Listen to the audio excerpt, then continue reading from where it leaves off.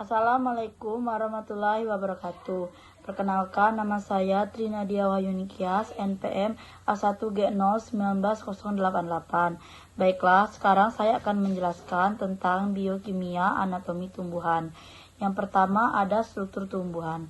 Kebanyakan tumbuhan punya 3 organ dasar, akar, batang, dan daun. Organ dasar berbagai spesies tumbuhan punya bermacam-macam bentuk, ukuran, dan fungsi. Berbagai variasi organ ini memungkinkan tumbuhan dapat beradaptasi pada berbagai macam lingkungan yang disebut lingkungan rawa dan gurun pasir.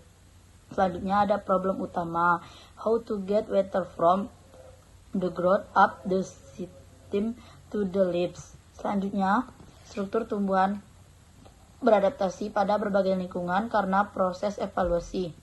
Sel menjadi terspesialisasi sesuai fungsinya. Jaringan yang terspesialisasi bervariasi untuk tiap organ tanaman dan juga tergantung tahap pertumbuhan tumbuhan dan kelompok yang disebut taksonomi tumbuhan. Pinus, plum, mangga tampak berbeda namun memiliki kesamaan sel dan jaringan.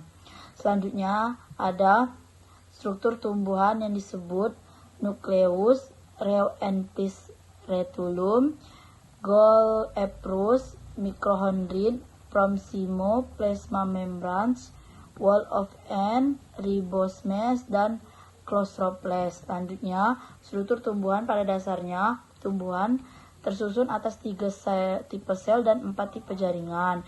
3 tipe dasar sel tumbuhan adalah parenkim, kolenkim, dan selenkim. Selanjutnya ada struktur tumbuhan. Sel parenkim merupakan sel yang terbanyak, berbentuk kubus atau memanjang dengan vakuola sentral yang besar dengan dinding sel yang tipis dan fleksibel yang dapat membelah dan terspesialisasi membentuk bermacam-macam fungsi. Umumnya membentuk bagian tumbuh yang berkayu, contoh bagian buah apel.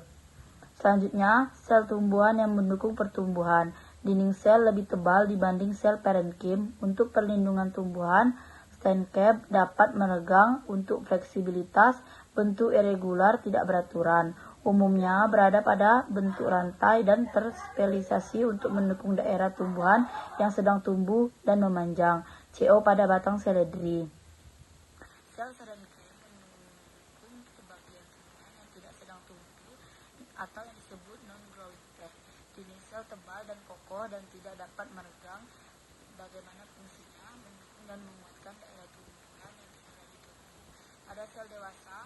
Sel selenkim merupakan sel kosong yang dikelilingi oleh dinding sel. Yang terakhir, 2 tipe sel selenkim, serat yang disebut fibers dan sekret.